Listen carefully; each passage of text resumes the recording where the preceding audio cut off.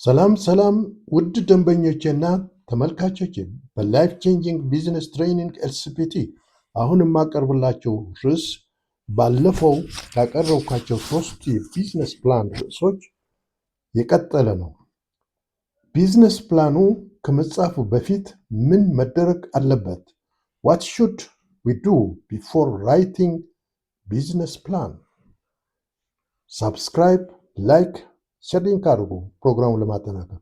በመጀመሪያው አንተርፕረነሩ ወይም ቢዝነስ ድርጅቱ ጥሩ ሀሳብ የሚበራ ሀሳብ ፍላይንግ አይዲያ ተግባራዊ የሚሆን ተቀባይነት ያለው እድል ይዞ መቅረብ አለበት። ሁለተኛ፣ መረጃ መሰብሰብ፣ ጥናት ማካሄድ ያስፈልጋል። ጥናቱ ስለ ደንበኛ፣ ስለ ገበያ፣ ስለ ኢንዱስትሪ፣ ስለ ታርጌት ሴግሜንቶች እና ቢዝነሱ አስተማማኝ በሆነ ለማስቀጠል በሚቻልበት ሁኔታ ማጥናት ያስፈልጋል። ሃው ሎንግ ዊል ዮር አድቫንቴጅ ላስት የሚል ነው። መረጃዎችን መሰብሰብ ማደራጀት በጣም ወሳኝ ነው።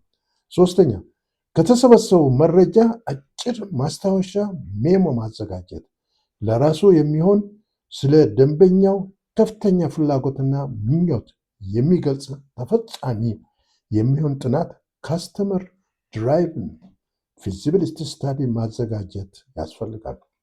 እነዚህ ደረጃዎች ከተፈጸሙ ቢዝነስ ፕላኑ ለመጻፍ ቀላል ይሆናል። የአንተርፕረነሩ የሀሳብ እድል ፍላይንግ አይዲያ ከጥናቱ ፋይንዲንግ ጋር ማመዛዘንና ደካማና ጠንካራ ጎኑ ማየት ማስተካከል ያስፈልጋል።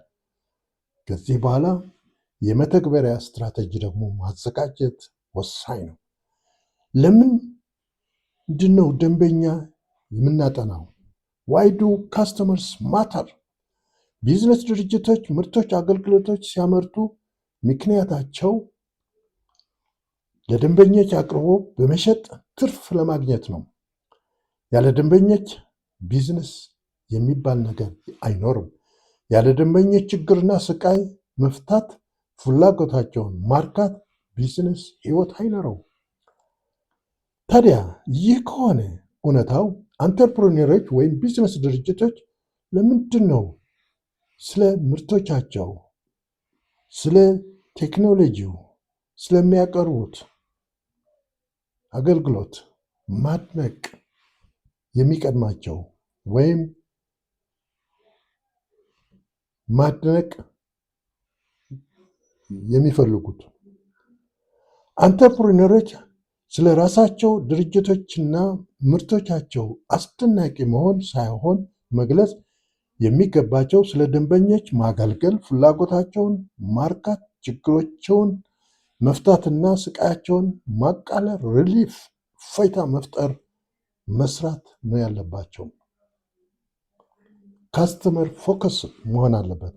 ለማገልገል ያሰቡት ደንበኛ ለሁሉም ደንበኞች ሳይሆን ታርጌት ማድረግ ያለባቸው ለውሱን የሆኑ ደንበኞች ብቻ መሆን ይገባል። አልበለዚያ ገንዘብ፣ ሀብት፣ ጊዜ፣ ጉልበት አይኖርም። ደንበኛውን ለማጥናትና አግባብ ያላቸው መረጃዎችን ለመሰብሰብ የሚከተሉት 4 ጥያቄዎች ተመስርቶ መሆን ይገባል። አንደኛ፣ ወደ ገበያው በመግባት ማገልገል በምንፈልገው ታርጌት ማርኬት ሴግሜንት አለ? ለደንበኛ የምናቀርብለት ምርት ሆነ አገልግሎት ሌሎች ከሚያቀርቧቸው መፍትሄዎች የተሻለ ጥቅም የሚሰጥ እና ስቃዩን የሚፈታለት ነው? ለሚቀርብለት ምርት ዋጋ ለመክፈል ፈቃደኛ ነው? ሁለተኛ፣ የሚቀርቡት ጥቅሞች ቤኔፊትስ በደንበኛው አይን ሲታዩ በገበያ ካሉ የተለዩና የላቁ ጥቅም የሚሰጡ ናቸው?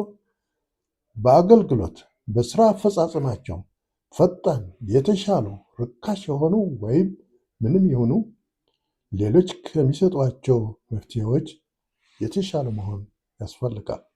3 ሴግሜንቱ ግሩፕ ኦፍ ካስተመርስ who have similar needs ምን ያህል ትልቅ ነው? ትርፋማና ሳቢ ነው? ምን ያህል በፍጥነት ያድጋል? የማያድግ ከሆነ ገበያው ሌላ ችግር ይኖረዋል። ወደ ገበያው ለመግባት ያስቸግራል። ባሪየርስ ይኖረዋል። 4 ማገልገል ከታሰበው ሴግሜንት በመነሳት ወደ ሌሎች የገበያ ሴግሜንቶች መግባት ፔኔትሬሽን ኤክስፓንሽን ማድረግ ይቻላል። በእነዚህ ጥናት ማካሄድና ማደራጀት መሰብሰብ ያስፈልጋል። የገበያ ሴግሜንት ማርኬት ሴግሜንት በ3 ከፍሎ መግለጽ ይቻላል። አንደኛው ደንበኞች የሚሆኑ እነማን ናቸው? ደንበኞች ከየት ይፈጠራሉ? ከህዝብ መካከል ይፈጠራሉ። ከዲሞግራፊክ ተርም ይፈጠራሉ። ከዕድሜ፣ ከጾታ፣ ከገቢ፣ ከትምህርት ወዘተ በመመደብ ደንበኞቹን ከፍሎ መፍጠር ይቻላል። ደንበኞች ከግለሰብ ብቻ ሳይሆን ከቢዝነስ ጋርም ወይም ቢዝነስ ቱ ቢዝነስ መፍጠር ይቻላል። ለምሳሌ የሹራብ አምራች ከትምህርት ቤቶች ዩኒፎርም መፍጠር። ሁለተኛ ደንበኞች የት ነው የሚኖሩት? ጂኦግራፊካል ተርም በከተሞች፣ በገጠር፣ በትልልቅ ከተሞች፣ በትንሽ ከተሞች የት እንደሚኖሩ መለየት። ሶስተኛ በባህሪ ደንበኞችን መለየት። የደንበኞች አኗኗር ዘይቤ ምን ይመስላል? ላይፍ ስታይል። የምርት አጠቃቀም፣ የመግዛት ሁኔታ ምን ይመስላል? ማጥናት።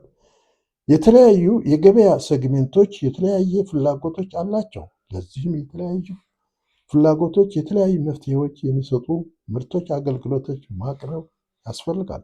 ለምሳሌ የፓምፕ የሚያመርት ድርጅት ለተለያዩ ለኦይል፣ ለጋስ፣ ለዳይሪ ሃይጂኒክ በሆነ ለተለያዩ ሴግሜንቶች ደንበኞች ከፋፍሎ ማገልገል ይቻላል። እዚህ ላይ ድርጅቶች አንተርፕረነሮች ለምርቶች አገልግሎቶች ገበያ ብቻ መኖሩን ማወቅ በቂ አይደለም። ታርጌት ያደረጉት ሴግሜንት ፍላጎትም ማወቅ ያስፈልጋል። ምርቱ አገልግሎቱ ደንበኛው የሚገዛው መሆኑን ማረጋገጥ ግድ ነው። ምርቱ በደንበኛ የሚገዛ መሆኑን ከማረጋገጥ የሙከራ ናሙና ወደ ገበያ አውጥቶ መሞከር ይቻላል። አንዱ ዘዴ ነው። ድርጅት ከድርጅት ጋር የሚነግዱ ከሆነ ደግሞ ሌተር ኦፍ ኢንቴንት እንዲጽፉ ማድረግ ይጠቅማል። የአንተርፕረነሩ የሀሳብ እድል ተቀባይነት መኖሩን ሳያረጋግጡ ምርት አምርቶ ወደ ገበያ መውጣት ግን ዋጋ ያስከፍላል። የሀብት የጊዜና የጉልበት ብክነት ያስከትላል። ጠቅለል ብሎ ሲታይ አንደኛ በሚቀርበው ምርት የደንበኛው ስቃይ እንዴት ይፈታል? ደንበኞች ትርፋማ ናቸው? በምታቀርበው ዋጋ ምርቶች ይገዛሉ? 2 ስቃይ ያላቸው ደንበኞች በትክክል እነማን ናቸው? እነማን እንደሆኑ ዝርዝር ትክክለኛ መረጃ ያሁኑ አለ? የት እንደሚኖሩ፣ ቢዝነስ የት እንደሚሰሩ ወይም ምን እንደሚሰሩ መረጃ አለ?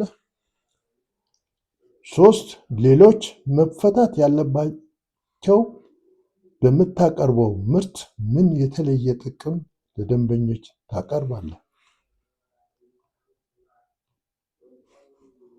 4 ለማቅረብ ያሰብከው ምርት ደንበኞቹ የሚገዙት መሆኑን ምን ማስረጃ አለ?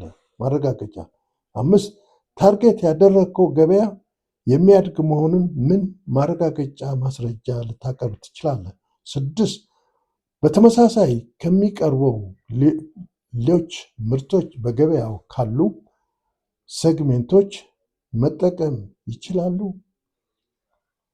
7 ወደ ሌሎች ሴግሜንቶች መሻገር ወይም ካፓቢሊቲ ብቃት ማሳደግ ትችላለህ?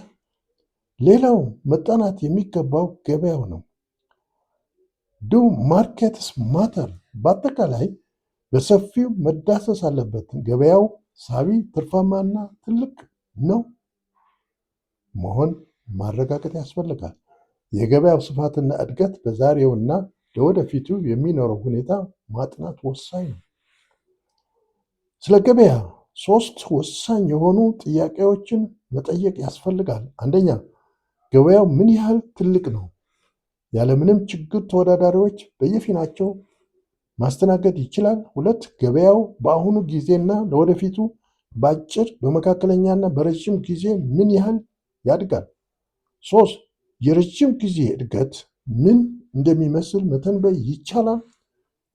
በገበያው ዲሞግራፊክ፣ ኢኮኖሚክ፣ ሶሾ ካልቸራል፣ ቴክኖሎጂካል፣ ሬጉላቶሪ ፖሊሲ፣ ሎው ቼንጅ፣ ናቹራል ትሬንድስ ለውጦች ሲኖሩ ምን ያህል ተጽዕኖ በገበያው ይፈጠራል? መረጃዎች ከስታቲስቲክስ ኤጀንሲ፣ ከሰከንደሪ ዳታ፣ ከኢንተርኔት፣ ከመንግስት፣ ከቢዝነስ ድርጅቶች ሪፖርቶች፣ መጽሔቶች፣ መጽሐፍት ወዘተ ይገኛሉ። ተጨማሪ ካስፈለገ ፕራይመሪ ዳታ ማጥናት እና ማከል ይቻላል። ሌላው መመለስ ያለበት ጥያቄ ምን አይነት ሞዴል ድርጅት ለማቋቋም እንደፈለገ አንተርፕረነሩም መወሰን አለበት። ኒሽ ስሞል ቢዝነስ መለየት ዳግመቲ መሆን ይገባል። በቀጣይ ስለ ኢንዱስትሪ፣ ስለ ታርጌት ሴግሜንት፣ ሃው ሎንግ ዊል ዮር አድቫንቴጅ ላስት ዊኒንግ አክሮስ ታይም የሚል ርዕስ አቀርባለሁ። ተከታተሉ። አመሰግናለሁ።